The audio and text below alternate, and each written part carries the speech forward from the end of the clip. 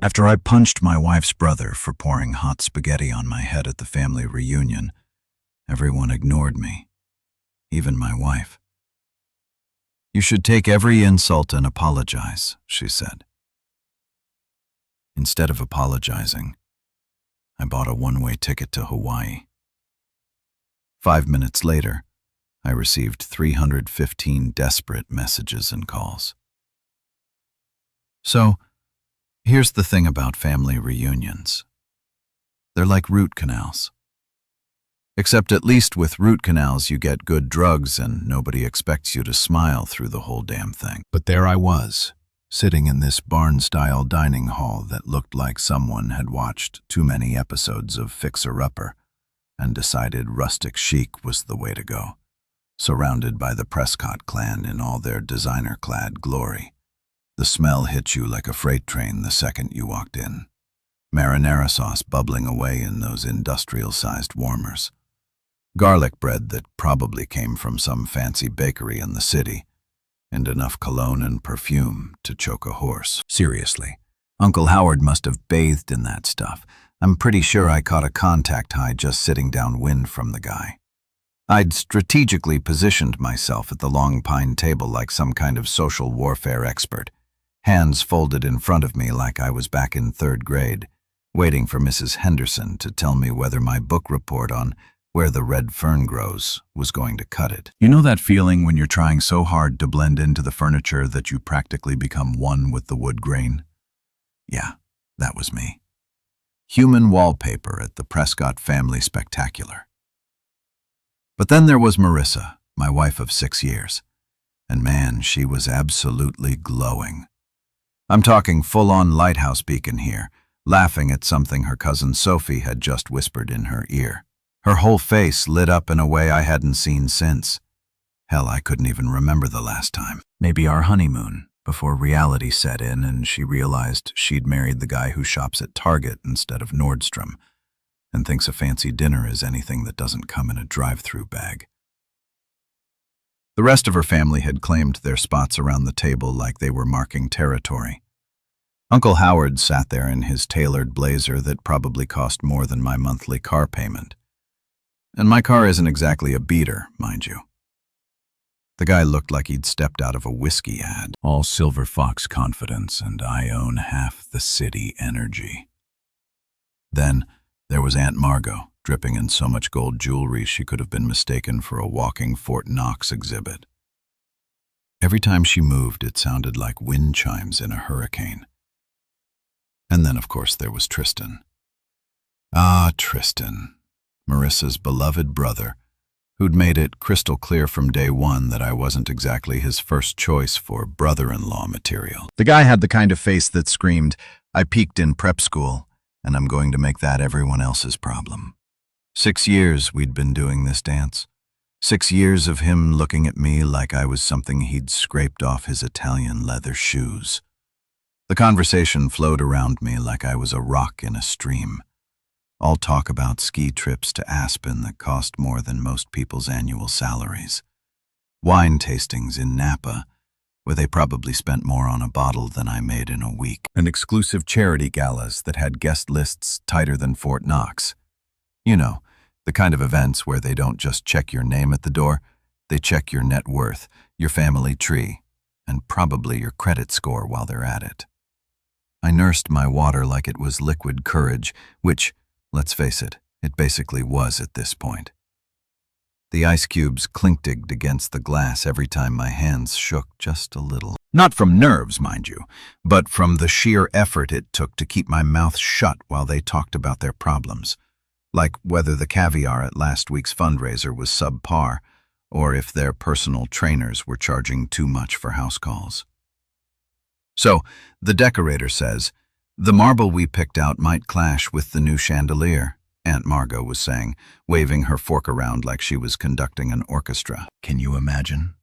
After we specifically told him we wanted something that would complement the existing color scheme, Sophie nodded sympathetically, like this was truly one of life's great tragedies.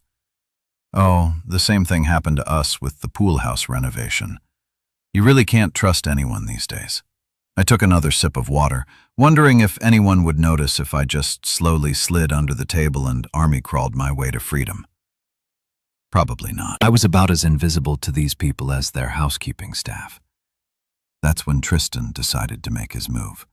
He'd been eyeing me all evening like a cat watching a mouse, just waiting for the perfect moment to pounce. He leaned forward, that trademark smirk spreading across his face like spilled wine on white carpet. Ugly and impossible to ignore.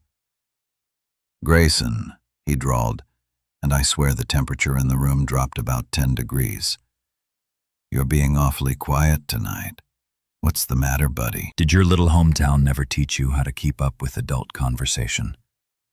The chuckles that rolled down that table hit me like a slap in the face. Not the kind of genuine laughter you hear when someone tells an actually funny joke, but that polite, superior kind of laughter that says, "We're laughing at you, not with you, and we want to make sure you know it." I felt my jaw clench, felt that familiar heat creeping up my neck that always showed up when I was about 2 seconds away from saying something that would probably end with me sleeping on the couch. But I forced myself to smile. One of those tight, fake smiles that feels like it might crack your face in half if you hold it too long.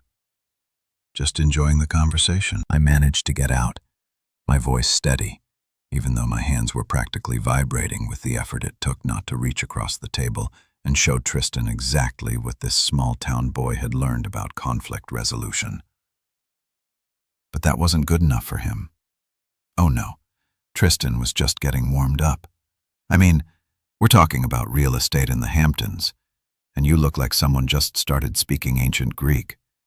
Maybe we should switch to discussing, I don't know.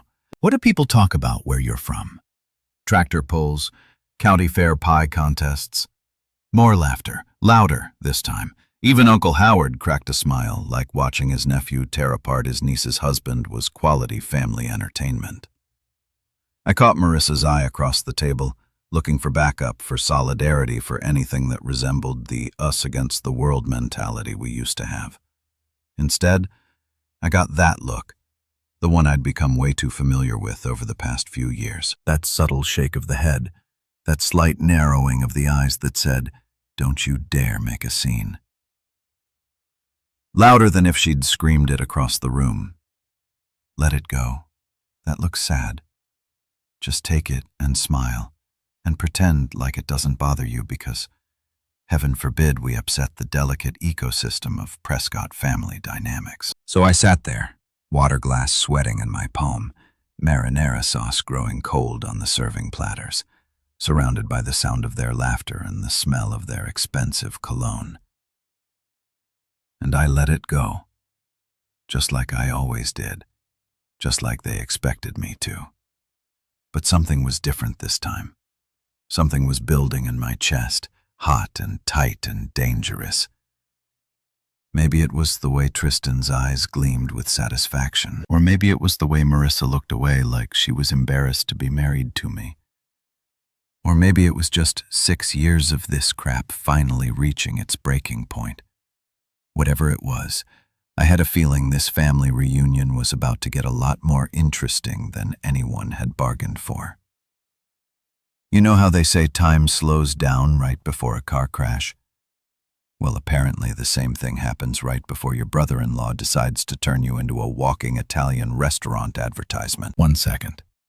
I'm sitting there picking at my Caesar salad, which, by the way, had enough anchovies to stock a small aquarium.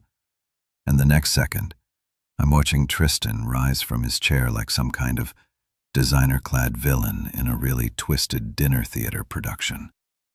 The conversation had moved on from my apparent lack of sophistication to discussing their latest investment properties. Uncle Howard was going on about some waterfront condo he just snagged in Miami, gesturing with his wine glass like he was conducting a symphony of his own awesomeness. "The view from the penthouse is absolutely divine," he was saying.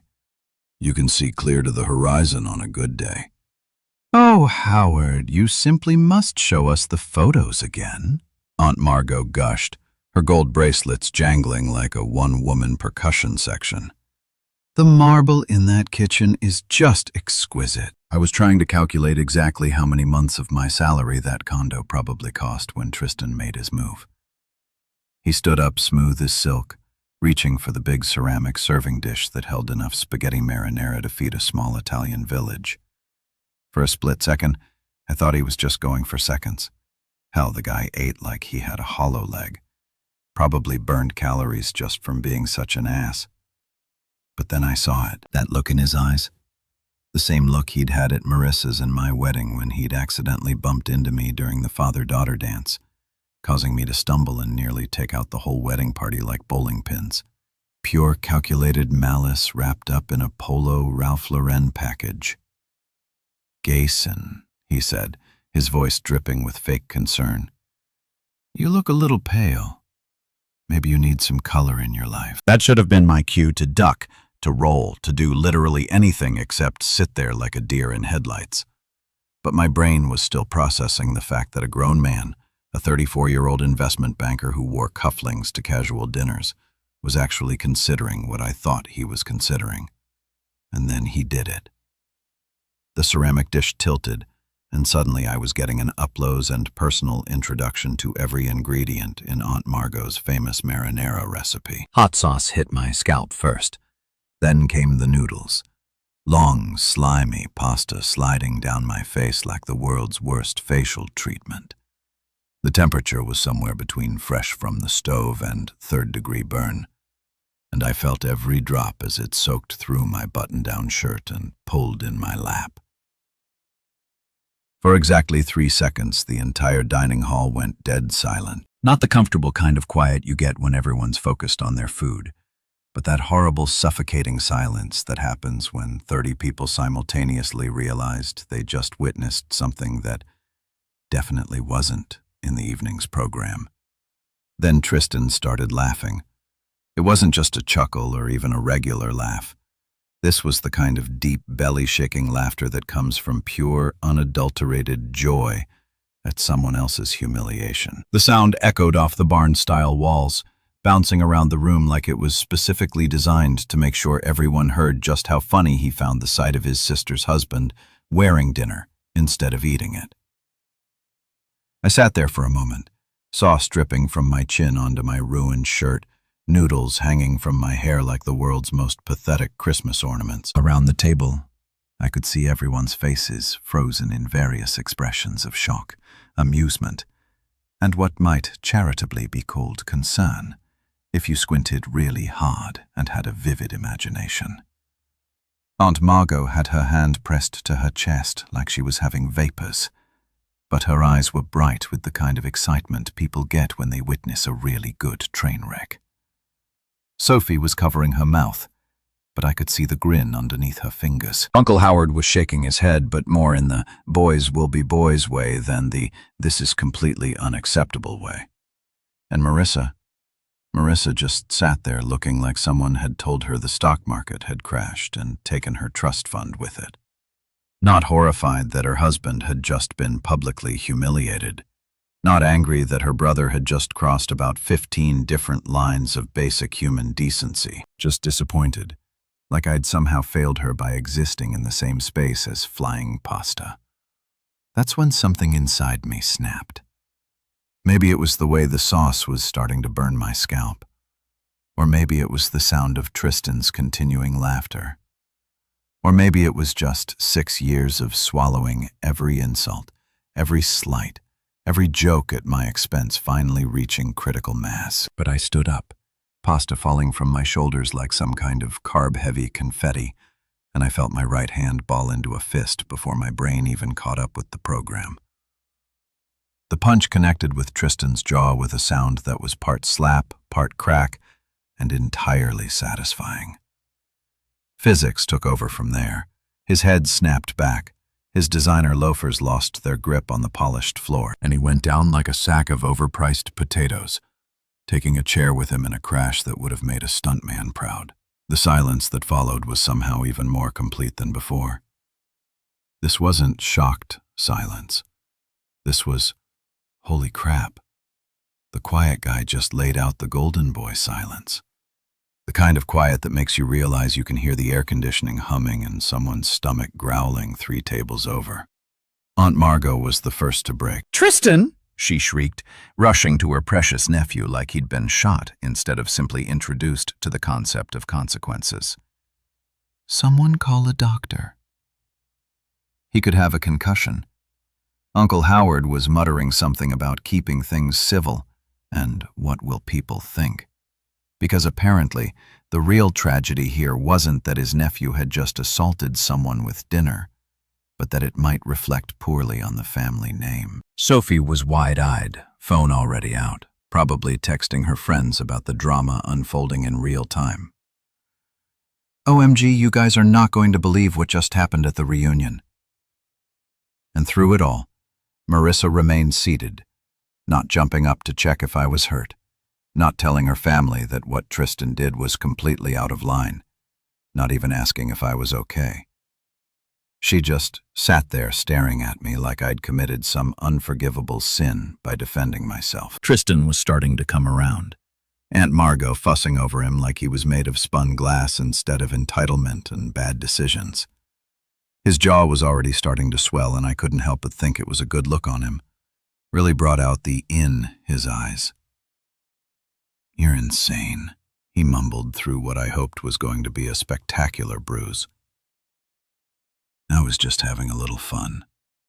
Fun, right? Because nothing says good times like assault with a deadly marinara. I wiped sauce from my eyes, feeling it stick to my fingers like some kind of Italian-flavored superglue, and looked around the room at all these people who were supposed to be family. Not a single person had moved to help me clean up. Not one napkin had been offered. Nobody had said, "Hey, maybe dumping hot food on someone isn't exactly appropriate dinner behavior." Instead, they were all looking at me like I was the problem. Like I was the one who'd violated some sacred family code by having the audacity to hit back when someone literally poured dinner on my head. The marinara was starting to cool, which somehow made it feel even worse, going from scalding humiliation to cold, sticky shame in real time. I could feel it soaking through my shirt, probably staining my undershirt too. And I wondered absently if marinara sauce was one of those things that never really comes out no matter how much bleach you throw at it. Standing there in that barn-style hall surrounded by fake rustic charm and real family dysfunction, covered in pasta sauce and noodles like some kind of demented scarecrow, I realized something that should have been obvious years ago. I wasn't family to these people. I was entertainment, a target, the designated punching bag. They could all feel superior too when they needed a boost to their collective ego. And the worst part, Marissa was just going to let it happen again. Walking out of that dining hall felt like escaping from a burning building, except instead of smoke, I was leaving behind a cloud of designer perfume, passive-aggressive tension, and the lingering smell of marinara sauce that was probably going to haunt my nostrils for the next week. The wide porch wrapped around the front of the reunion hall like a wooden embrace, and for the first time all evening I could actually breathe without feeling like I was drowning in other people's expectations. The night air hit my sauce-covered face like a cool slap of reality. Out here, away from the theatrical gasps and pearl-clutching performance art happening inside, I could finally hear myself think. Unfortunately, what I was thinking wasn't exactly suitable for polite company. I grabbed my shirt sleeve and started wiping marinara off my cheeks, which was about as effective as trying to clean up a crime scene with a tissue. But hey, at least I was doing something productive. My hair was still sticky with sauce, and every time I ran my fingers through it, I came away with more evidence of Tristan's idea of family fun. Chunks of tomato, bits of basil, and enough garlic to ward off every vampire in a 50-mile radius. I probably looked like I'd lost a fight with a pasta factory, which, come to think of it, wasn't that far from the truth. The porch light buzzed overhead like an angry wasp, casting everything in that yellowish glow that makes everyone look like they're coming down with jaundice. I leaned against the wooden railing, feeling the splinters through my ruined shirt, and tried to process what had just happened in there. In the span of about 10 minutes, I'd gone from invisible family disappointment to public enemy number one. All because I'd had the audacity to defend myself when someone literally dumped dinner on my head. That's when I heard the screen door creak behind me. I didn't need to turn around to know who it was. I could practically feel the waves of disapproval radiating from the doorway like heat from a furnace. Marissa's footsteps were crisp against the wooden planks, each one sounding like a little judgment hammer hitting the nail of my coffin. "Well," she said, and I could hear her crossing her arms without even looking. "That was quite a performance in there." I turned around slowly, saw still dripping from my collar, and looked at my wife of 6 years, the woman I'd promised to love, honor, and cherish until death do us part. The woman who was currently looking at me like I just kicked a basket of puppies in front of a group of kindergartners. "Performance," I said, my voice coming out rougher than I'd intended. "Your brother just dumped hot pasta on my head, and you think I put on a performance?" She was doing that thing she did when she was trying to be reasonable, tilting her head slightly to the side, speaking in that measured tone that therapists probably learn in school. "You know how Tristan is," she said. Like that explained everything. Like how Tristan was some kind of natural disaster we all just had to learn to live with, like hurricanes or tax season. "Yeah," I said, wiping more sauce off my neck. "I know exactly how Tristan is. He's an entitled jackass who thinks other people exist solely for his entertainment." Marissa's expression didn't change, which somehow made it worse. If she'd gotten angry, if she'd yelled, if she'd shown any kind of emotion at all, I might have been able to work with that. But this cold, clinical disappointment. This was like trying to argue with a customer service robot. "You should apologize," she said. And for a second I thought I'd misheard her. Maybe the marinara had gotten in my ears along with everything else. I should what now? Apologize to Tristan. To the family. "You embarrassed all of us tonight." I stared at her, waiting for the punchline, for the moment when she'd crack a smile and tell me she was kidding. But her face remained as serious as a tax audit, and I realized she was completely 100% sincere. "Let me get this straight," I said, feeling that dangerous heat building in my chest again. "Your brother pours scalding hot food on my head in front of 30 people, and I'm the one who needs to apologize. You know how important these family gatherings are," she continued like I hadn't spoken at all. "Uncle Howard was talking about potentially bringing you into one of his investment projects, but after tonight she trailed off, shaking her head like I'd just blown our shot at winning the lottery. And maybe I had, from her perspective. Maybe losing out on Uncle Howard's large was worse than watching her husband get publicly humiliated by her psychopath brother. "You should take every insult and apologize," she said. And there it was. The mission statement of our marriage, laid out in plain English under a buzzing porch light. While I stood there covered in marinara sauce like some kind of walking Italian food advertisement, I should take every insult, every slight, every joke at my expense, every casual cruelty that her family dished out like party favors, and then I should apologize for existing, for breathing their air, for daring to marry above my station, and for getting my place in their carefully constructed social hierarchy. "He poured hot food on me," I repeated, because apparently I needed to say it louder for the people in the back. "Hot food on my head." Marissa shrugged. Actually shrugged like someone had asked her opinion about the weather. "You know how Tristan is." There it was again, the ultimate excuse. The get-out-of-jail-free card that apparently covered everything from casual cruelty to actual assault. Tristan could probably burn down an orphanage, and Marissa would just shrug and say, "Well, you know how Tristan is." The silence stretched between us like a chasm filled with 6 years of accumulated resentment and the sound of insects buzzing around the porch light.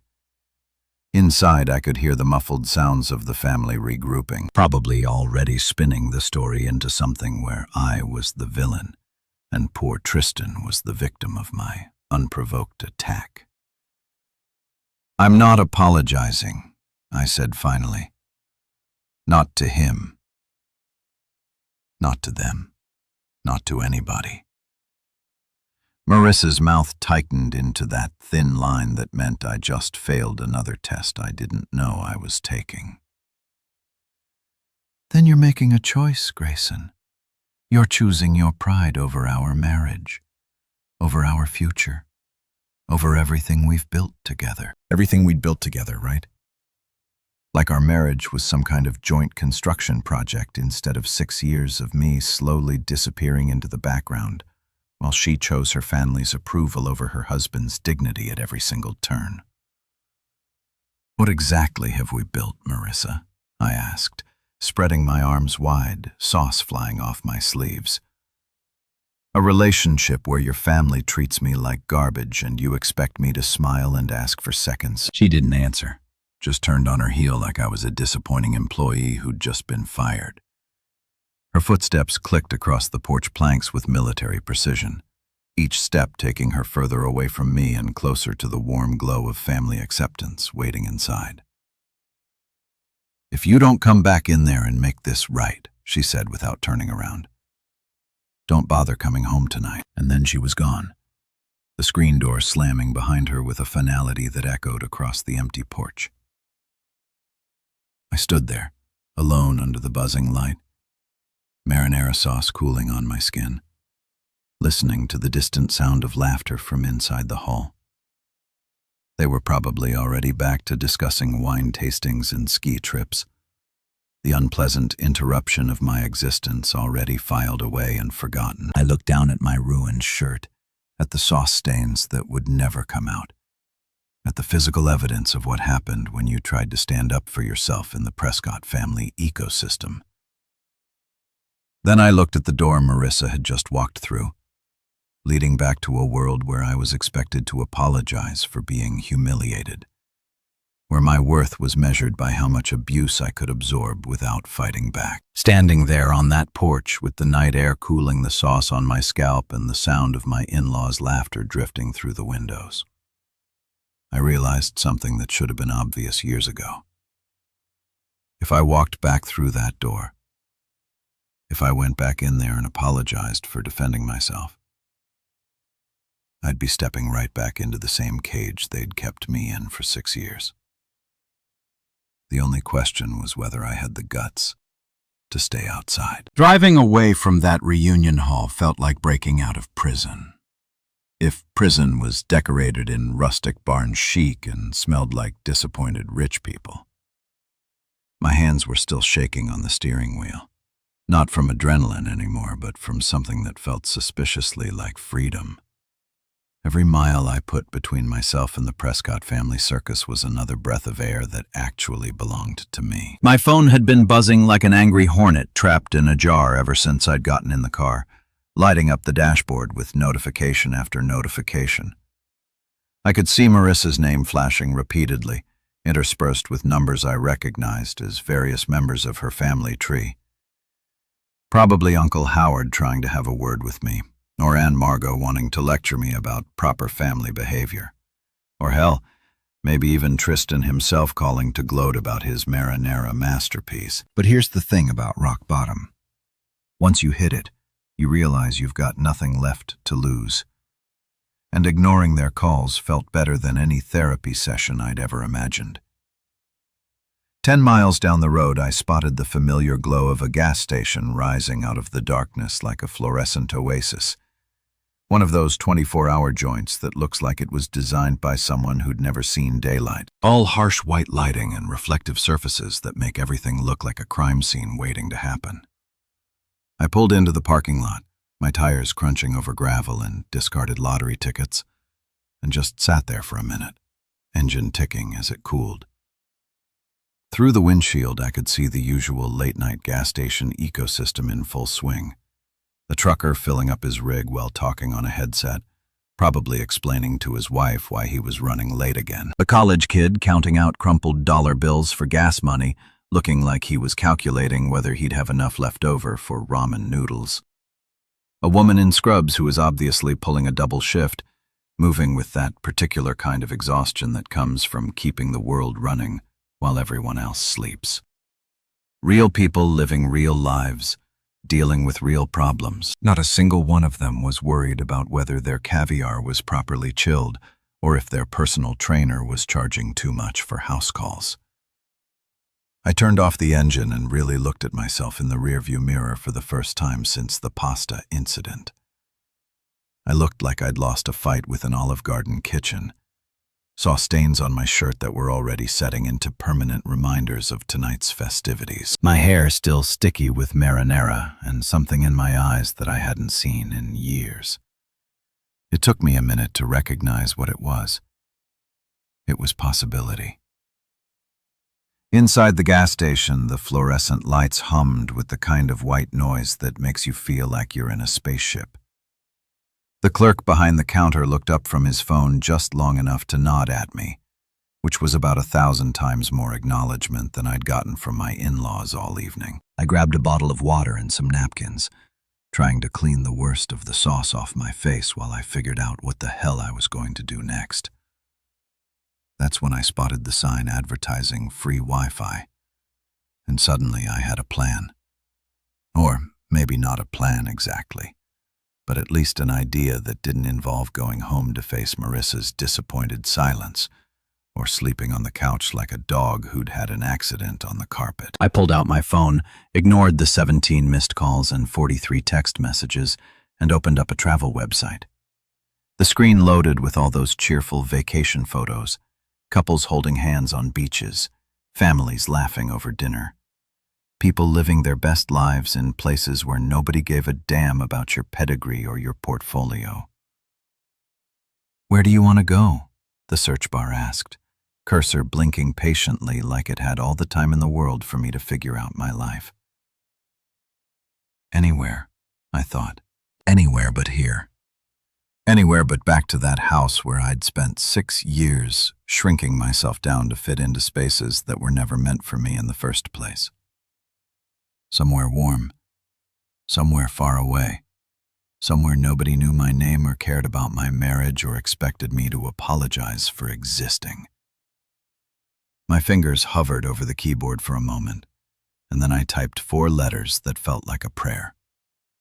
H. Awa. The search results populated faster than I expected, like the universe was just waiting for me to finally make a decision. Flights to Honolulu, hotel deals, car rentals, all the infrastructure of escape laid out in neat little rows with prices and times, and the promise of 80-degree weather year-round. I clicked on the first airline result and found myself staring at a departure time that made my heart skip. Flight 447 to Honolulu, departing in 5 hours and 12 minutes. Red-eye special. Probably full of honeymooners and people running away from their problems, which made it perfect for my current situation. The price made me a little. One-way tickets aren't exactly budget-friendly, especially when you're buying them at the last minute. But then I thought about Uncle Howard's condo that cost more than most people's houses, about a Margot's jewelry collection that could probably fund a small country, about all the money the Prescott family threw around like confetti, while treating me like I should be grateful for the privilege of breathing their air. Screw it. I pulled out my credit card, the one Marissa was always telling me to use more responsibly, the one that came with lectures about our budget and our future and our 5-year plan. Tonight, it was going to buy me something I hadn't had in years, a choice that was entirely my own. The booking process was surprisingly simple. Like the website understood that people making these kinds of decisions at gas stations at 11 p.m. weren't looking for complicated forms and multiple confirmation screens. Name, card number, confirmation of seat assignment. And suddenly, I was holding a digital boarding pass on my phone that said Grayson Mitchell, Honolulu, Hawaii, Seat 23A. 23A, a window seat which felt appropriate somehow. I'd be able to watch the mainland disappear beneath the clouds. Watch everything I'd been trying so hard to fit into shrink down to nothing, while I flew towards something completely unknown. The confirmation email hit my inbox with a cheerful ding, complete with helpful reminders about check-in times and baggage restrictions. Baggage restrictions. I almost laughed out loud right there in the gas station, surrounded by energy drinks and lottery tickets and the smell of Roller Grill hot dogs. What baggage was I going to bring? The shirt covered in marinara sauce, the years of accumulated resentment, the wedding ring that suddenly felt like it weighed about 50 pounds. I paid for my water and walked back out to the car, phone buzzing again with another round of calls I had no intention of answering. 5 hours and 12 minutes until takeoff. Enough time to drive to the airport, park in long-term parking like I was going on a normal business trip instead of fleeing my entire life, and maybe grab some actual clothes that didn't look like they'd been used as target practice by an Italian restaurant. Sitting in the driver's seat, I looked at that boarding pass one more time. Grayson Mitchell, it said. Not Grayson Prescott adjacent. Not Marissa's disappointing husband. Not the guy who didn't quite fit in at family dinners. Just Grayson Mitchell. Passenger, destination, unknown. For the first time in 6 years, that felt like exactly the right name to be. You know that moment in action movies when the hero's phone starts going off like the world's most annoying alarm clock, and you just know that whatever peace and quiet they had is about to go straight to hell? Well, apparently my life had just turned into one of those movies. Except, instead of international spies or alien invasions, I was dealing with something far more terrifying. The collective wrath of the Prescott family. 5 minutes. 5 freaking minutes after I hit confirm purchase on that airline ticket and my phone lit up like the 4th of July had a baby with Times Square on New Year's Eve. The thing was vibrating so hard against the dashboard that I was half worried it might achieve actual flight before I did. I'd barely pulled out of the gas station parking lot when the first wave hit. Call after call, text after text, voicemail notifications piling up faster than I could even read the names. It was like watching a social media meltdown in real time, except instead of strangers on the internet, it was my own family-in-law losing their collective minds because I'd had the audacity to leave their little performance without taking a bow. The irony wasn't lost on me that these people who couldn't be bothered to offer me a napkin when I was sitting there covered in marinara sauce suddenly had an urgent need to communicate now that I wasn't playing by their rules anymore. Marissa was leading the charge naturally. Her name kept flashing on the screen like a neon sign advertising disappointment. "Where are you?" popped up in a text bubble, followed immediately by, "Don't do this," and then you're making a scene. Because apparently leaving quietly after being humiliated was somehow more dramatic than dumping hot pasta on someone's head in front of 30 people. The logic of the Prescott family, ladies and gentlemen, always consistent in its complete lack of consistency. But Marissa was just the opening act. The real show started when Tristan got involved. I could practically see him holding an ice pack to his jaw while frantically typing threats into his phone, probably feeling like the victim in all this. His messages started pouring in faster than I could delete them. "You're done," followed by, "I'll have you arrested." And my personal favorite, "You have no idea what you've started." What I'd started, right? Because apparently throwing the first punch was dumping food on someone and defending yourself was the real crime here. I was starting to think these people lived in some kind of alternate reality where normal cause and effect relationships had been suspended in favor of whatever narrative made them look good. Then Aunt Margot joined the party, and boy did she come loaded for bear. Her messages read like they'd been dictated by a disappointed Victorian matriarch who'd just discovered that the servants had been using the good china. "We opened our family to you, and this is how you behave," she wrote, as if they've been doing me some kind of massive favor by tolerating my existence at their dinner table. "After everything we've done for you, this is the thanks we get? Everything they've done for me. Let's see, what exactly had they done for me over the past 6 years? They'd included me in family gatherings where I was either ignored or insulted. They made it crystal clear that I wasn't really welcome in their social circle, and they treated me like a charity case who should be grateful for whatever scraps of attention they threw my way. Oh, and tonight they'd used me as target practice for Italian food. Truly, I was the luckiest man alive. Uncle Howard's messages were more restrained but somehow more threatening, written in that careful corporate language that he probably used to fire people without technically breaking any labor laws. "Call me immediately," he wrote, followed by, "We need to discuss your future with this family." My future with this family? Like I was an employee whose contract was up for review instead of someone who'd married into their dysfunction? But the real kicker came from Sophie, Marissa's cousin, who apparently thought this was all some kind of entertaining family drama that she could live tweet for her friends. "OMG, everyone is so upset," she wrote, complete with crying, laughing emojis. "Aunt Margot is literally shaking. Uncle Howard is pacing around talking about lawyers. This is better than reality TV." Better than reality TV. There it was, the family motto in all its glory. Real people's pain was just entertainment for them, something to spice up their otherwise boring lives of privilege and plenty. I wondered if Sophie was already planning to turn this into content for her Instagram story. Maybe it was some kind of inspirational quote about family loyalty overlaid on a picture of her avocado toast. The messages kept coming. A steady stream of outrage and demands and threats that painted a pretty clear picture of how the Prescott family handled anyone who dared to color outside their carefully drawn lines. They weren't worried about me as a person.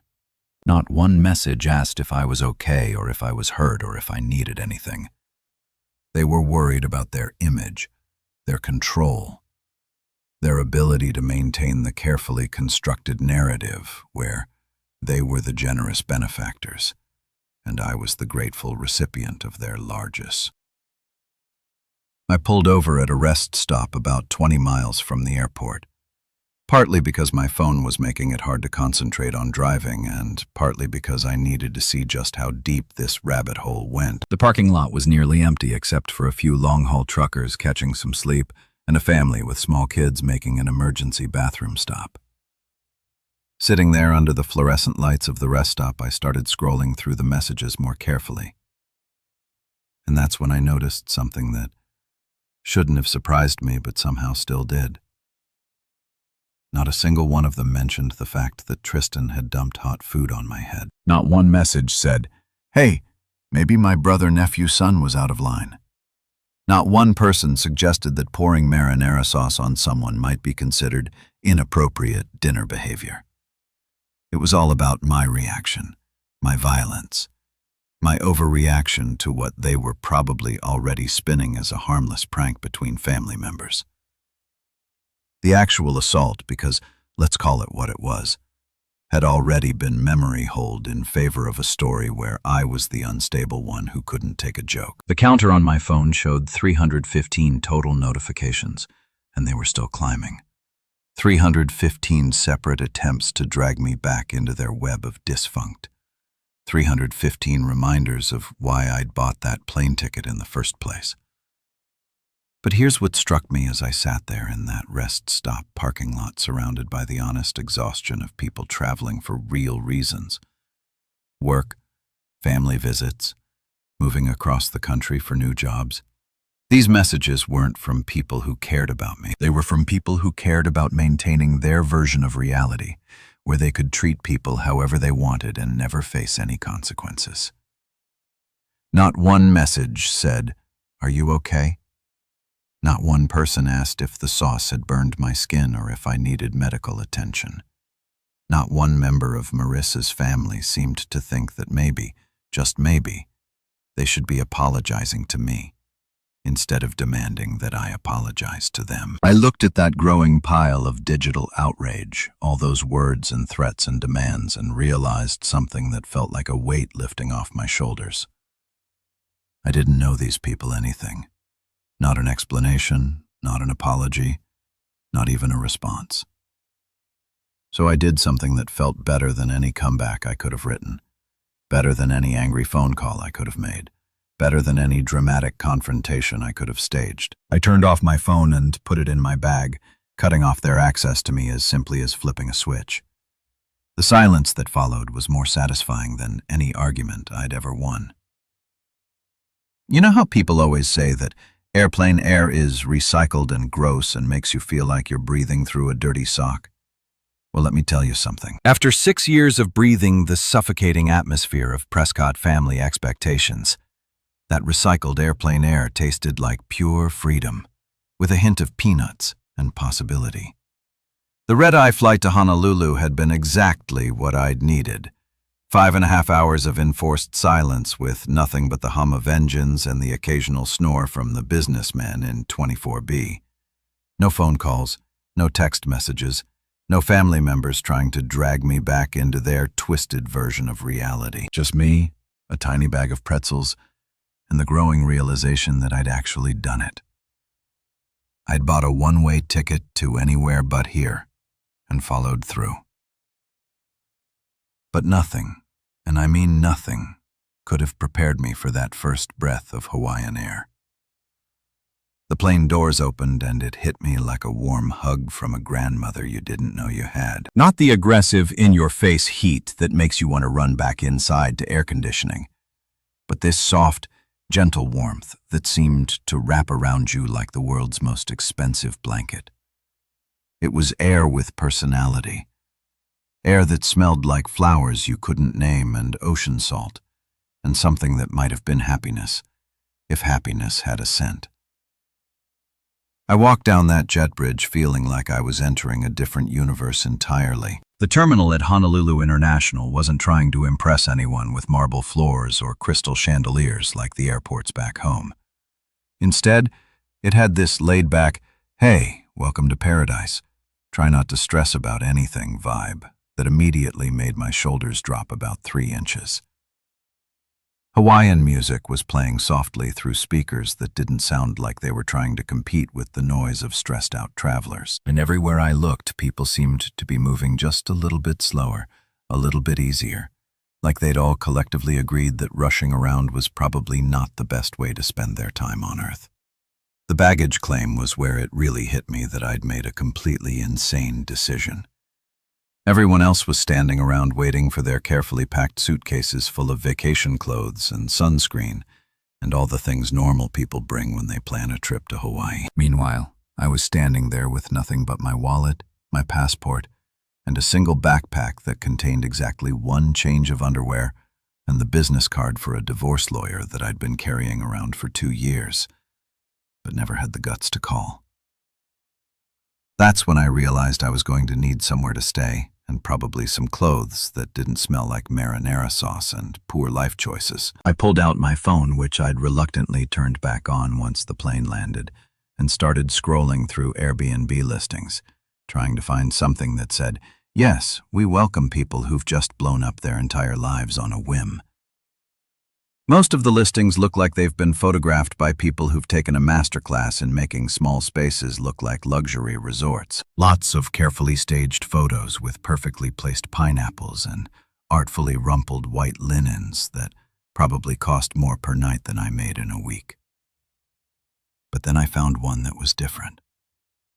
The photos were clearly taken by someone who just pointed their phone at stuff and clicked.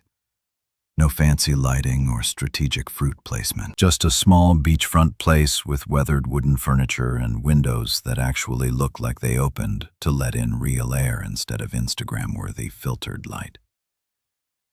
The description was written by someone named KMO, and it simply said, "Clean, quiet, close to beach. Good for people who want to think or people who want to stop thinking. Your choice." Perfect. I booked it for a week, which felt like either the most reasonable decision I'd made in years or the most irresponsible, depending on how you looked at it. The address led me to a taxi driven by a guy who introduced himself as Paolo and immediately started telling me about his cousin's shrimp truck that I absolutely had to try, his nephew's surf lessons that would change my life, and his grandmother's secret spot for watching sunsets that wasn't overrun with tourists taking selfies. The ride to the Airbnb was like a guided tour through everything I'd been missing while I was busy trying to fit into spaces that were never meant for me. We passed beaches where people were actually playing in the water instead of posing next to it. Restaurants that looked like they'd been built by people who cared more about the food than the Instagram potential. And neighborhoods where kids were riding bikes and old men were playing chess in parks, and life seemed to be happening at a pace that actually made sense for human beings. You running away from something or running to something? Paolo asked as we pulled up to a small house that looked like it had been painted by someone who believed that blue should actually look like the ocean and green should actually look like plants. Little bit of both, I said, which was probably the most honest thing I'd said to anyone in months. He nodded like this made perfect sense. Hawaii's good for that. The islands don't judge. They just let you figure out what you need to figure out. The house was exactly what the photos had promised. Nothing fancy, but clean and comfortable, and so close to the beach that I could hear the waves from the front porch. There was a small kitchen with everything you needed to make actual food, a living room with furniture that looked like it had been chosen for comfort rather than style, and a bedroom with windows that opened wide enough to let in the sound of the ocean. But the real revelation came when I met Kimmo himself. I'd been expecting someone who'd been polished by years of dealing with tourists, someone who'd learned to smile on command and recommend overpriced restaurants. Instead, I got a guy in his 50s with hands that looked like they'd actually worked for a living, and a laugh that sounded like it came from somewhere deep and genuine. "First time in Hawaii?" he asked, and when I nodded, he grinned. "Good. The islands got a way of showing you things you didn't know you needed to see. You here for business or pleasure?" "Honestly," I said, setting down my pathetic backpack in a living room that somehow felt more like home than any place I'd lived in the past 6 years. "I have absolutely no idea what I'm here for." Kimmo's laugh filled the space like warm honey. "Even better, that means you're here for the right reasons." He handed me the keys and a handshake that felt like he actually meant it, like I was a person worth welcoming instead of a problem to be managed. "The ocean's right out that door," he said, pointing toward the back of the house. "Don't overthink it. Just go look at it for a while." The water's got a way of putting things in perspective. So, that's what I did. I walked out to the beach behind the house, kicked off my shoes that still smelled faintly of family reunion disaster, and stood at the edge of the Pacific Ocean while the sun started its descent toward the horizon. For the first time in 6 years, nobody was telling me where to stand, how to act, or what to say. The waves didn't care about my family connections, my social status, or whether I belonged anywhere in particular. They just kept rolling in one after another, like they had all the time in the world. Turns out when you're not spending every waking moment trying to decode the complex social dynamics of people who think you're beneath them, you have a surprising amount of time to figure out what you actually enjoy doing. Who knew? My first week in Hawaii developed a rhythm that felt so natural. I started wondering if this was what normal people meant when they talked about work-life balance instead of work-life complete psychological warfare. I'd wake up when my body felt like waking up, not because an alarm was screaming at me to get ready for another day of disappointment. And I'd walk out to the beach to watch the sunrise paint the sky in colors that didn't exist in the Prescott family palette. The mornings were the best part. There's something about being the only person on a beach at 6 a.m. that makes you feel like you've discovered a secret that the rest of the world hasn't figured out yet. The sand was cool under my bare feet. The water was this impossible shade of blue that made you wonder why anyone ever settled for swimming pools. And the air tasted like possibilities that didn't come with strings attached or family approval ratings. I'd walk for miles, picking up shells that nobody expected me to display properly or appreciate appropriately, watching crabs scuttle around like they had important business to attend to, and generally enjoying the novel experience of existing without constantly calculating how my behavior might reflect on the family name. After the beach walks came coffee and breakfast at this little cafe called Sunrise Shack that looked like it had been built by surfers who'd accidentally become excellent at making food.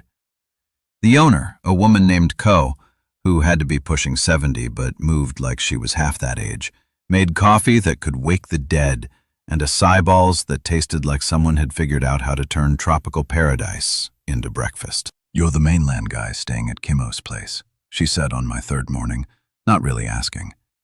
In communities, I was learning, had their own communication networks that made social media look sluggish. "Guilty as charged," I said, wondering if being the mainland guy was going to come with its own set of expectations and requirements. "Good," she said, sliding a plate of fresh fruit across the counter. "Kimo says, you look like you needed to get lost for a while. Hawaii's perfect for that." Getting lost.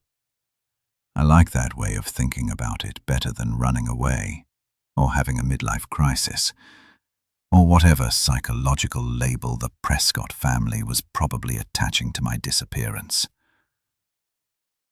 Getting lost implied that you might eventually find something, whereas running away suggested you were just a coward who couldn't handle adult responsibilities.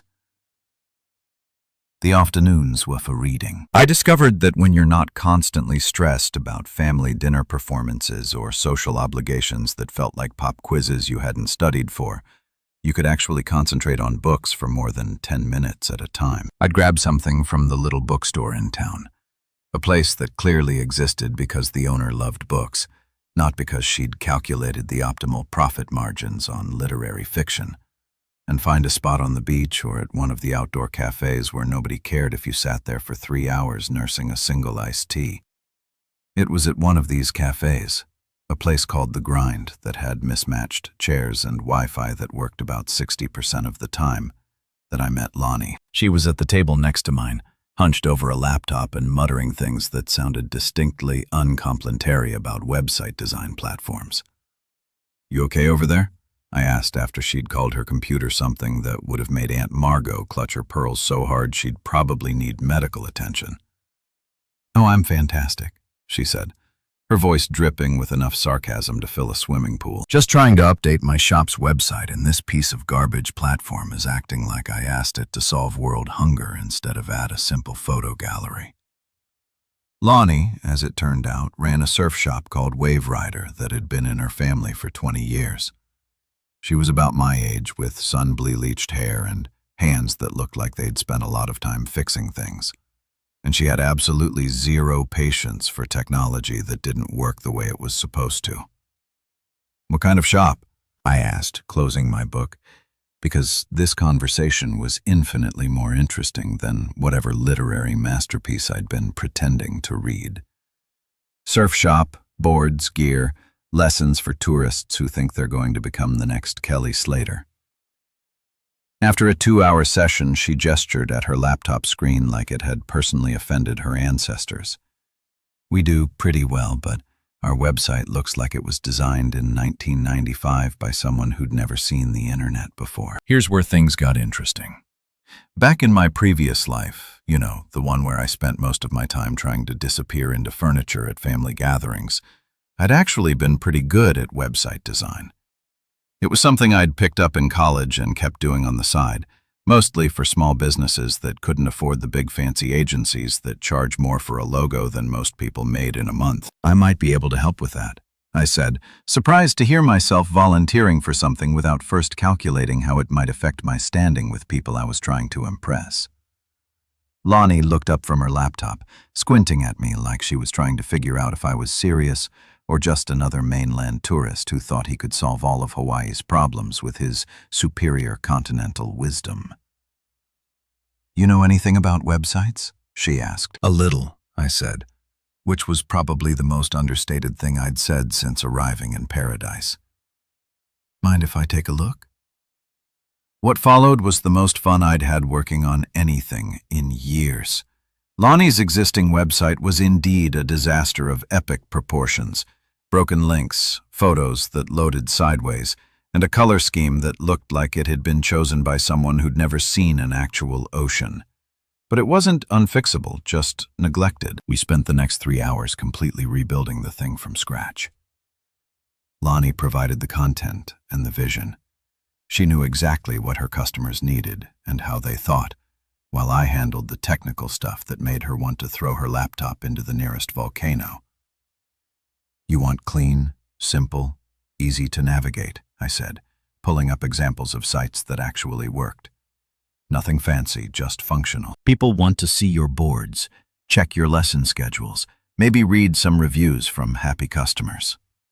Exactly, she said, and I realized it had been months since someone had responded to one of my ideas with genuine enthusiasm instead of polite tolerance or outright dismissal.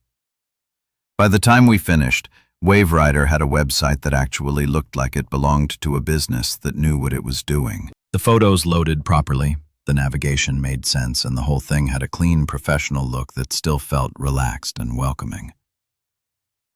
"How much do I owe you?" Lonnie asked as we tested the final version on her phone. "Nothing," I said, surprising myself again. "It was fun. She looked at me like I just claimed that root canals were my favorite hobby. "You think website design is fun when it's not for people who treat you like their personal tech support slave?" "Yeah, it's actually pretty enjoyable." That's when she made me an offer that would change everything. "You know, I've got a couple of friends who run businesses around here. They're all dealing with the same kind of website disasters. If you're interested in picking up some side work while you're getting lost, I could put in some good words." Side work, not charity, not family obligations, not doing favors for people who'd never return them. Actual work that I'd chosen to do for people who appreciated it, at my own pace and on my own terms. Sitting there at that mismatched table, watching the sun start its descent toward the horizon while Lonnie scrolled through her new website with obvious satisfaction, I realized something that should have been obvious, but somehow felt revolutionary. This was the first time in years that I'd done work that felt like it belonged to me.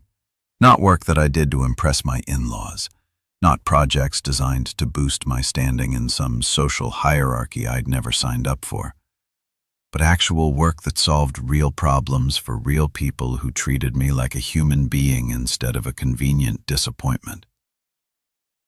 "Yeah," I said, watching a couple of surfers paddle out to catch the evening waves. "I think I'd like that." 2 weeks in paradise had done something weird to my relationship with technology. Back in my old life, my phone was basically a digital leash that kept me connected to every disappointment, obligation, and passive-aggressive family text thread that made up my daily existence. Here in Hawaii, the thing had been sitting in a drawer like a piece of radioactive waste that I was pretty sure would kill me if I got too close to it. But eventually, reality has a way of knocking on your door, even when that door happens to be attached to a beachfront bungalow in the middle of the Pacific Ocean. My phone battery had finally died sometime during week 1, and I'd been perfectly content to let it stay that way. Dead phones can't deliver bad news, can't remind you of the life you left behind, and can't buzz with notifications from people who think you owe them explanations for your own happiness. Unfortunately, they also can't be used to run a business, and Lonnie's referrals were starting to pile up faster than I could handle with just her laptop and the questionable Wi-Fi at the grind.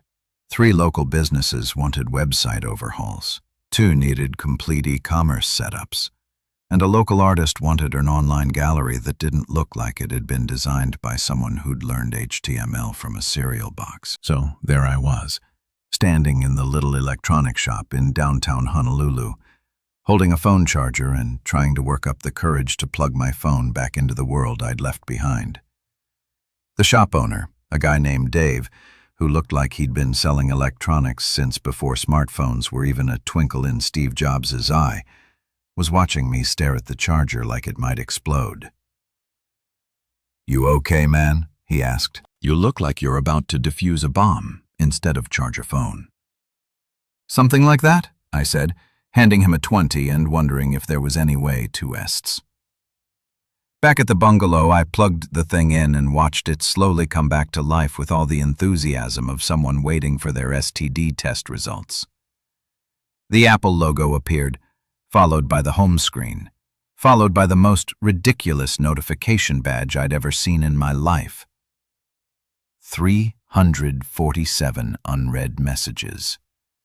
347. I sat there on Chemo's comfortable old couch, listening to the waves crash outside and watching that number blink at me like a neon sign, advertising everything I'd been successfully avoiding for the past 2 weeks. Part of me wanted to throw the phone right back in the drawer and pretend I'd never seen it. Part of me was curious about just how deep the rabbit hole of family outrage had gotten in my absence. Curiosity won, because apparently I'm a glutton for punishment. The voicemail box was completely full. 37 messages that I was pretty sure would contain enough guilt, manipulation, and threats to power a small city. I started with those, figuring I might as well get the worst of it over with first. Marissa's voice hit me like a cold slap of reality. The first few messages were angry, really angry. "Where the hell are you, Grayson? You can't just disappear like this. We need to talk. Call me back immediately." Her voice had that sharp edge it got when she was trying to control something that wasn't cooperating, like a broken appliance or a husband who'd finally grown a backbone. But as the messages progressed, the anger shifted to something that was almost worse. Strategic crying. By message number 12, she was sobbing into the phone about how worried she was, how she just wanted to know I was safe, how we could work through this if I'd just come home and talk to her like a reasonable adult. "I know you're hurt," she said in one message that was clearly performed for an audience. "I know things got out of hand at the reunion, but running away isn't the answer. Grayson, we're married. We made vows. You can't just abandon everything because you had a fight with my brother." A fight with her brother, right? Because that's what you call it when someone dumps hot food on your head and you defend yourself. A little disagreement between boys. Nothing that couldn't be solved with a firm handshake and maybe a nice bottle of wine. Tristan's messages were exactly what you'd expect from someone whose jaw I'd rearranged with my fist. The first few were pure rage, promising legal action and making threats that probably would have scared me if I'd still been living in his world of consequences and social standings. "You're finished," he snarled in one particularly charming voicemail. "I'm going to destroy you. You'll never work in this town again. Never work in this town again." Like I was some kind of mob movie character instead of a guy who designed websites and had finally gotten tired of being treated like furniture. I almost laughed out loud at that one, sitting there in my beach bungalow with more work than I could handle and zero interest in whatever town he thought he controlled.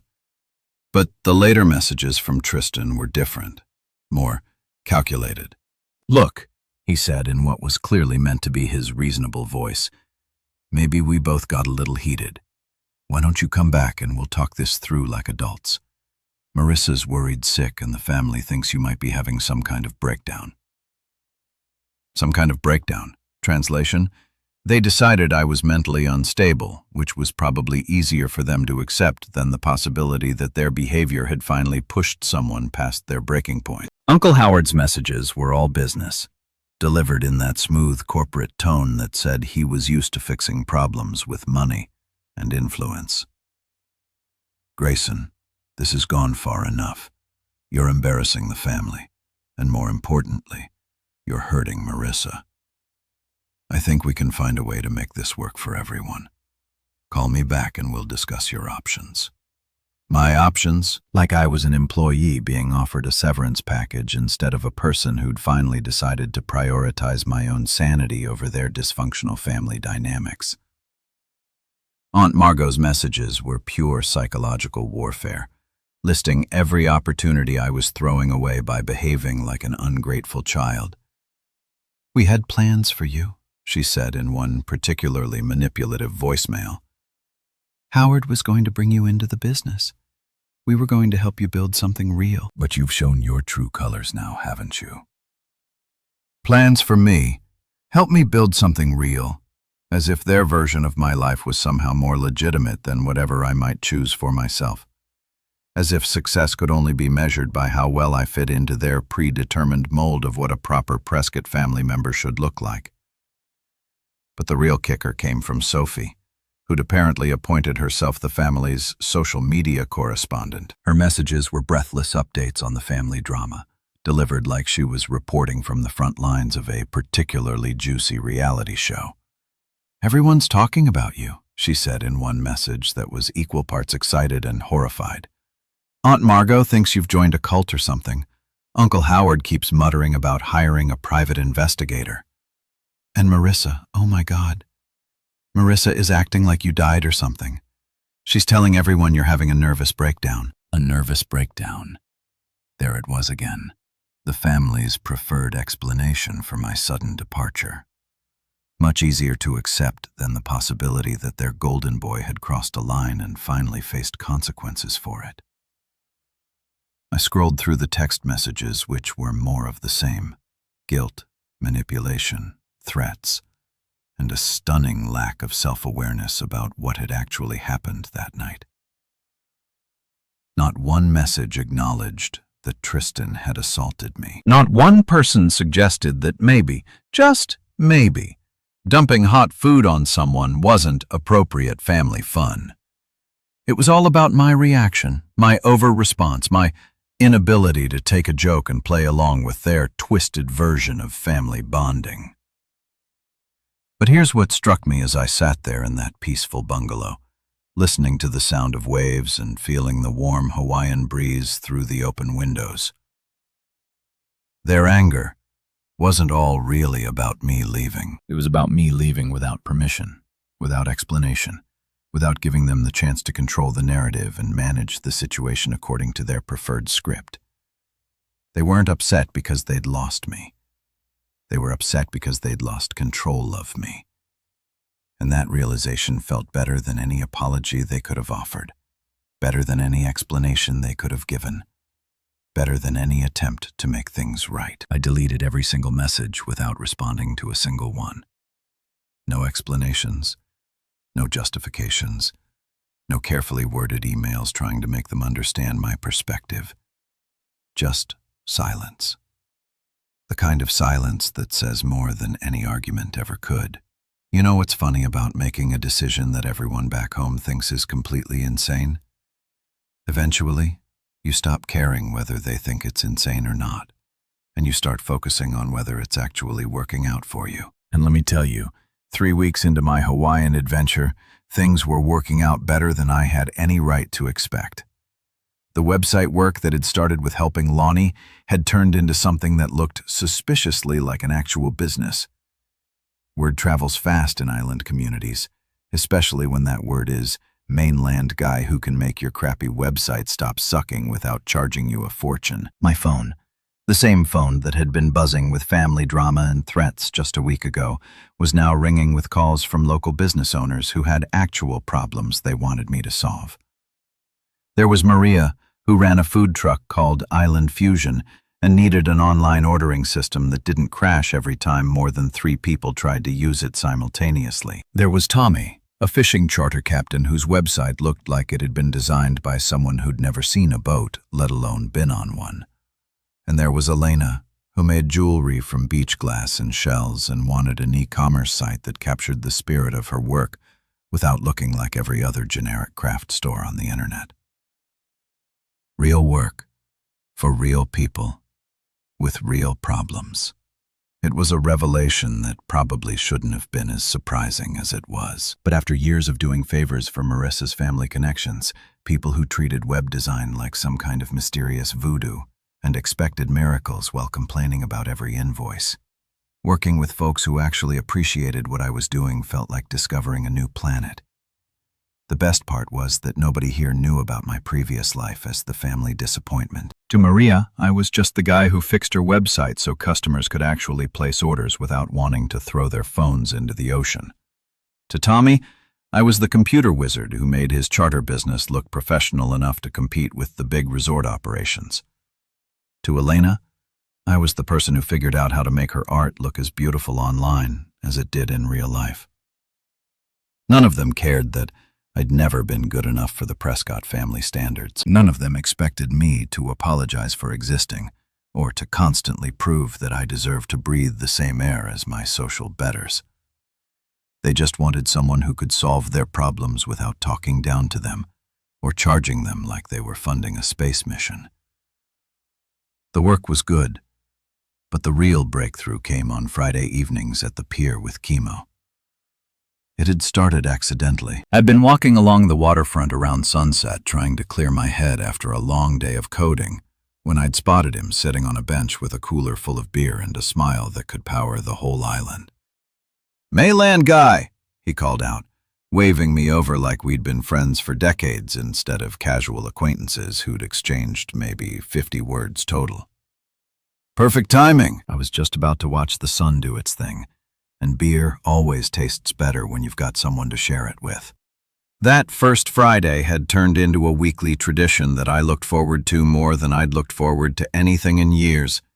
Chemo had this way of talking that made everything seem both completely serious and totally relaxed at the same time. He'd worked construction for 30 years, raised 3 kids who were all doing well for themselves, and had opinions about everything from local politics to the best way to grill fish that were both informed and completely unpretentious.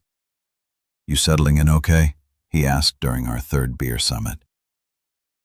Watching a cruise ship slide past the harbor like a floating city of tourists who'd probably never see the real Hawaii.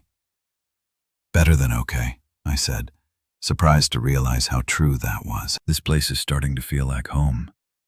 "Good," he nodded, taking a long pull from his beer. "Hawaii's got a way of calling to people who need it. Not everyone hears it, but when you do, you know." We'd sit there watching the sun paint the sky in colors that didn't exist in any of the fancy art galleries the Prescott family liked to frequent, talking about everything and nothing while fishing boats headed out for the night shift and joggers made their evening rounds along the waterfront. Sometimes we'd talk about work. Chemo was full of stories about construction projects that had gone hilariously wrong and clients who'd made requests that defied both physics and common sense. Sometimes we'd talk about family, his kids, his grandkids, his wife who'd passed away 5 years ago and who he still missed every single day.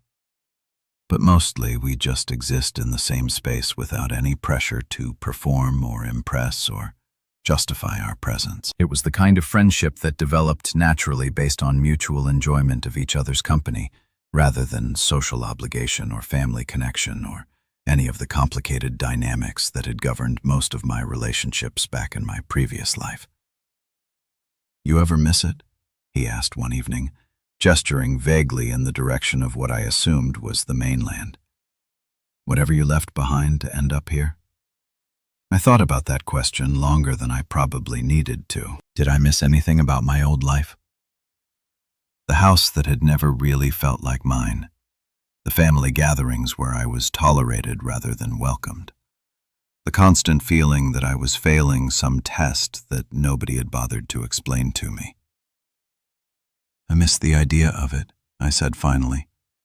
"I miss thinking that I had a place where I belonged, even if that place never actually existed." Chemo nodded like this made perfect sense. That's the difference between missing something real and missing something you wished was real. One's worth going back for. The other's just nostalgia for a life you never actually had. The more time I spent in Hawaii, the more I realized he was right. I wasn't homesick for my actual life. I was homesick for the version of my life that had never existed outside my own hopeful imagination. The version where Marissa's family accepted me as an equal, where Tristan treated me like a brother instead of a target, where I fit into their world without having to shrink myself down to accommodate their expectations. But that version had never been real, and pretending it might someday become real had cost me years of actual happiness in favor of hypothetical approval from people who'd never actually intended to give it. The island routine was healing something in me that I hadn't even realized was broken. Morning walks on the beach where nobody expected me to network or make small talk about my career prospects. Afternoons working on projects that people actually appreciated instead of endured. Evenings watching sunsets with a friend who liked me exactly as I was, instead of constantly hinting at ways I could improve myself to better fit his social circle. For the first time in years, maybe ever, I was living a life that felt like it belonged to me instead of everyone else. The work I was doing was work I'd chosen for people I genuinely liked, at a pace that felt sustainable instead of frantic. The friendships I was building were based on mutual respect and shared interests instead of family obligation or social climbing. It wasn't the life I'd planned when I was sitting in that gas station 3 weeks ago buying a one-way ticket to anywhere that wasn't where I'd been. But it was a life that fit me in ways that my carefully constructed previous existence never had. And for the first time since I could remember, I was excited about tomorrow instead of dreading it. 3 months, 93 days since I'd walked out of that barn-style reunion hall covered in marinara sauce and bruised dignity. And I was sitting in a lawyer's office in downtown Honolulu, signing papers that would officially end the longest mistake of my adult life. The lawyer, a woman named Patricia Kim, who had the kind of no-nonsense efficiency that made you understand why she'd built a successful practice, slid the final divorce papers across her desk with a smile that suggested she'd seen this particular brand of liberation many times before. "Congratulations," she said as I signed my name on the last page. "You're officially a free man." Free man. The words hit me differently than I'd expected. Not with relief exactly, and definitely not with regret, but with something that felt like possibility wrapped in acceptance. I was free, but more importantly, I was free by choice rather than circumstance.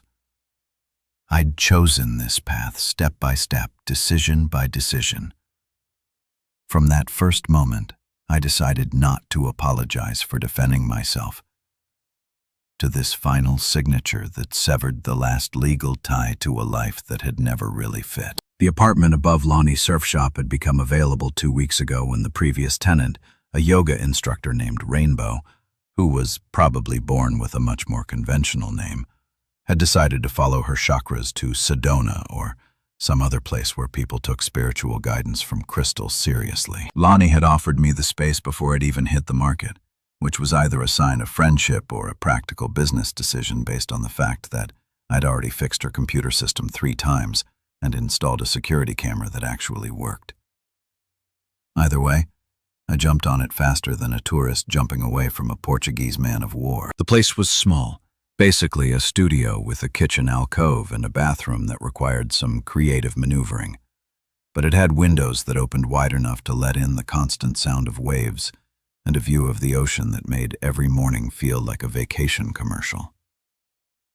Moving in had been the easiest relocation of my life, mainly because I owned exactly 3 suitcases worth of stuff and had developed a deep appreciation for the minimalist lifestyle.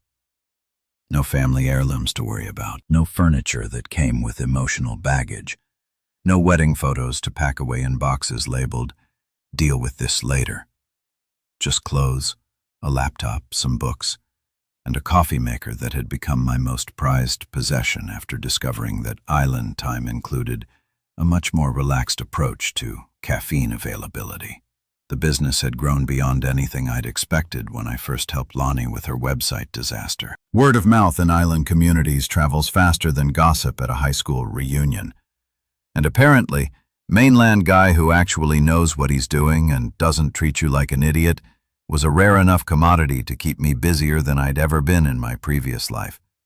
I had a steady stream of clients ranging from local restaurants to tour operators to artists who made everything from custom surfboards to jewelry that looked like the ocean had personally designed it. But the real revelation was that I was making more money doing work I actually enjoy than I'd ever made trying to impress people who would never be impressed anyway.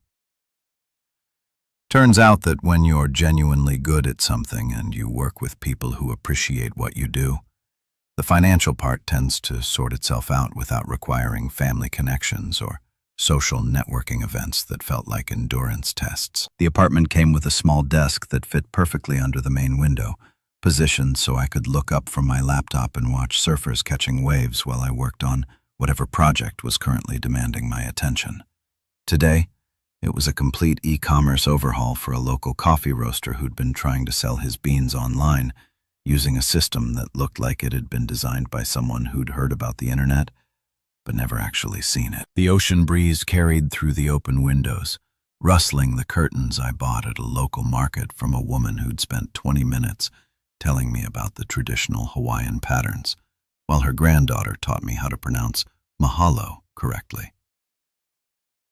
It was the kind of interruption that would have driven me crazy in my old life, where every minute was scheduled and every interaction was measured against its potential value to my social standing. Here it felt like the most natural thing in the world. Buying curtains from someone who cared about the history behind the patterns.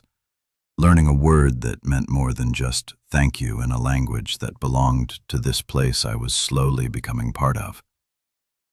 My phone, which had become a tool for actual work instead of a device for delivering family drama, buzzed with a text from Chemo Sunset Beer Summit in 1 hour. Tommy caught Simono today, and Elena's bringing her famous mac salad. You in? I looked at my laptop screen where about 3 hours of work remained on the coffee roaster's website and realized something that would have shocked my former self. The work could wait, not because I was lazy or irresponsible, but because I'd learned the difference between urgent and important, between other people's expectations and my own priorities. The website would get finished, the client would be happy, and the world would continue spinning without requiring me to sacrifice every moment of personal time on the altar of productivity. Definitely in, I texted back, closing the laptop and walking to the small closet where I kept the kind of clothes that prioritized comfort over appearance. Board shorts, t-shirts that had never seen an iron, and flip-flops that cost less than the socks I used to wear to family dinners. Walking down to the beach where our informal Friday group had started gathering. I passed the mirror that came with the apartment and caught a glimpse of someone I barely recognized. Tan from spending actual time outdoors instead of commuting between air-conditioned buildings. Relaxed in a way that went deeper than just the absence of stress. Happy, which was such a foreign concept that it had taken me weeks to identify the emotion correctly. The beach was already occupied by the usual suspects. Kimmo with his cooler of beer and infinite supply of stories about construction mishaps. Tommy cleaning fish with the kind of expertise that comes from 40 years of knowing exactly how sharp your knife needs to be. Elena arranging food on a folding table like she was setting up for a photo shoot. And Lonnie, emerging from her shop with a bag of ice and a grin that suggested she'd just closed a deal with some tourists who thought they were going to become professional surfers after one lesson. Mainland guy Kimmo called out using the nickname that had somehow evolved from identifying description to term of endearment. Perfect timing. Tommy just finished telling us about the time he accidentally caught a monk seal and had to explain to the Coast Guard why he was hugging a federally protected species. This was my life now. Friday evening fish and beer with people who'd become family, not through marriage or blood or social obligation, but through the simple process of choosing to show up for each other week after week. No dress code, no hidden agendas, no complex dynamics that required a decoder ring and a sociology degree to navigate. Just people who liked each other, sharing food and stories while the sun painted the sky in colors that never got old, no matter how many times you watched the show. I grabbed a beer from Chimo's cooler and settled into the sand, feeling the warmth that lingered from the day sunshine, and listening to Elena describe her latest jewelry project, while Tommy argued with Lonnie about the best bait for certain types of fish, and Chemo planned his next home improvement disaster. Somewhere on the mainland, my former in-laws were probably still discussing my disappearance, still trying to figure out how to spin my departure into a story that made them look like the victims. Marissa had probably moved on, found someone more suitable to the family standards, someone who understood the importance of proper behavior at social gatherings and never confused self-respect with selfishness. And for the first time since I'd known any of them, I genuinely hoped they were happy. Not because I missed them or wanted to reconcile, but because their happiness was no longer connected to mine. They could live their lives according to their values, and I could live mine according to mine. Then neither of us had to apologize for the incompatibility. The sun touched the horizon, turning the ocean into a mirror that reflected possibilities I was still discovering. Tomorrow I'd finish the coffee website, start planning a new project for a local artist, maybe take Lonnie up on her offer to teach me how to surf without embarrassing myself in front of the tourists. But tonight, I was exactly where I belonged, with people who liked me exactly as I was, in a place that felt like home in ways I'd never experienced before. The spaghetti incident seemed like something that had happened to someone else in another lifetime. Not because I'd forgotten it, but because it had become the beginning of something better instead of the end of something that had never really worked anyway. Hawaii wasn't just the place I'd escaped to. It was the place I'd finally remembered who I was supposed to be all along.